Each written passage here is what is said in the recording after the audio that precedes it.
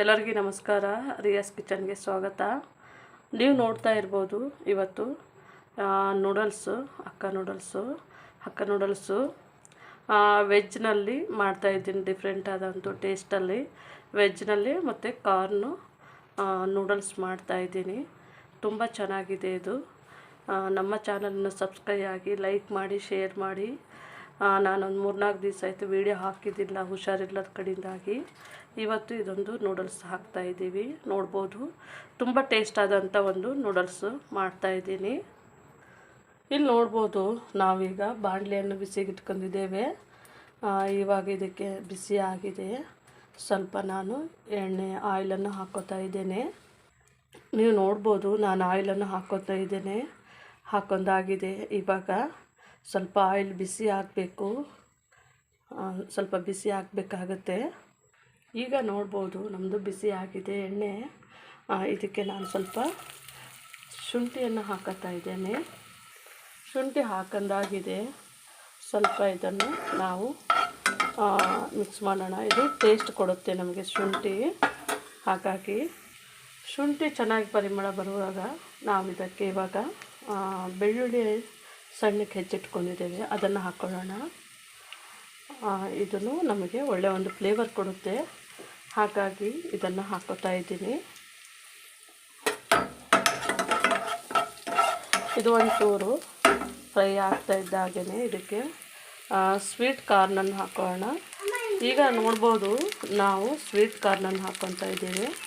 ಈಗ ನೀವು ನೋಡ್ಬೋದು, ನಾನು ಒಂಚೂರು ಹಸಿಮೆಣಸಿನ್ಕಾಯಿ ಹಾಕೋತಾ ಇದ್ದೇನೆ.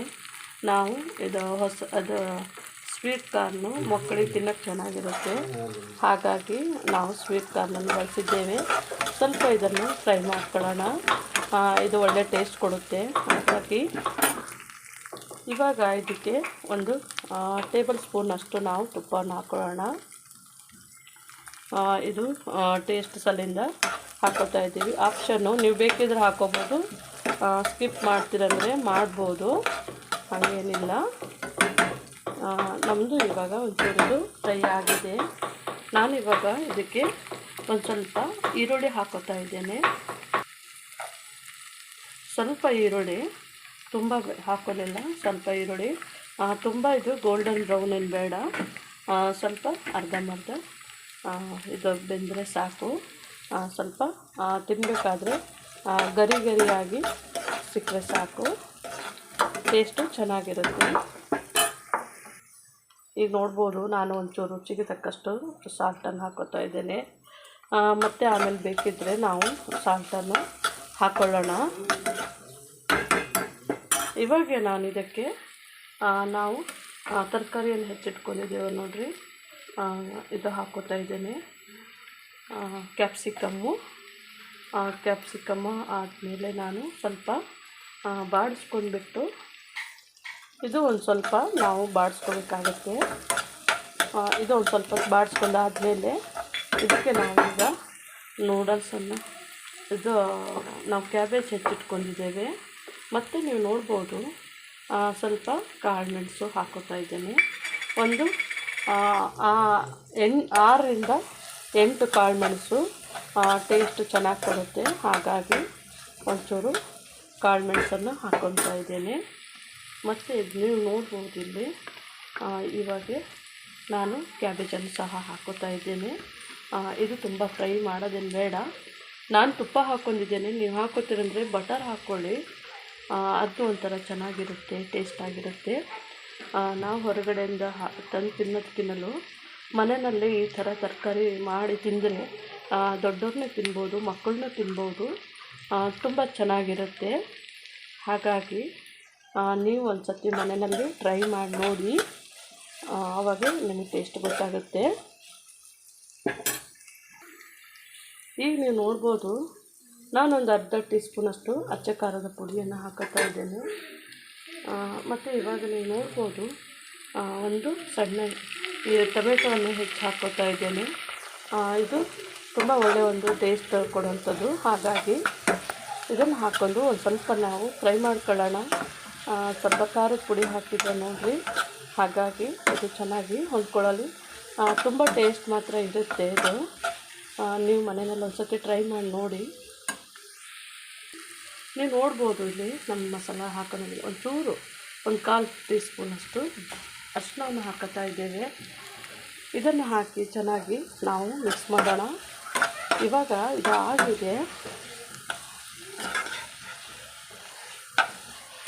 ಇಷ್ಟಾದರೆ ನಮಗೆ ಸಾಕು, ಆಗಿದೆ. ಈ ಟೈಮ್ನಲ್ಲಿ ನಾನು 1-2 ಸ್ಪೂನು ಸೋಯಾ ಸಾಸನ್ನು ಹಾಕೋತಾ ಇದ್ದೇನೆ. ಈಗ ನೋಡ್ಬೋದು ನಾನೊಂದು 2 ಟೇಬಲ್ ಸ್ಪೂನಷ್ಟು ಸೋಯಾ ಸಾಸನ್ನು ಹಾಕೋತಾ ಇದ್ದೇನೆ. ನೋಡ್ಬೋದು ನೀವು. ಇದು ಯಾವಾಗಲೂ ನಾವು ನೂಡಲ್ಸಿಗೆ ಸ್ವಲ್ಪ ಸಾಸ್ ಹಾಕಿದ್ರೆ ಅದ್ರದ್ದು ನೂಡಲ್ಸ್ ಥರ ನಮಗೆ ಸಿಗುತ್ತೆ. ಮತ್ತು ಇಲ್ಲಿ ನಾವು 2 ಟೇಬಲ್ ಸ್ಪೂನಷ್ಟು ರೆಡ್ ಚಿಲ್ಲಿ ಸಾಸ್ ಹಾಕೋತಾ ಇದ್ದೇವೆ. ನೋಡ್ಬೋದು ನಮ್ಮದು 2 ಟೇಬಲ್ ಸ್ಪೂನಷ್ಟು ರೆಡ್ ಚಿಲ್ಲಿ ಸಾಸು. ಮತ್ತು ನಾವು ಯಾಕಂದರೆ ಗ್ರೀನ್ ಚಿಲ್ಲಿ ಆವಾಗಲೂ ಹಾಕ್ಕೊಂಡಿದ್ದೆವು. ಈಗ ನಾನೊಂದು ಅರ್ಧ ಟೇಬಲ್ ಸ್ಪೂನಷ್ಟು ಹಾಕೋತಾ ಇದ್ದೇನೆ.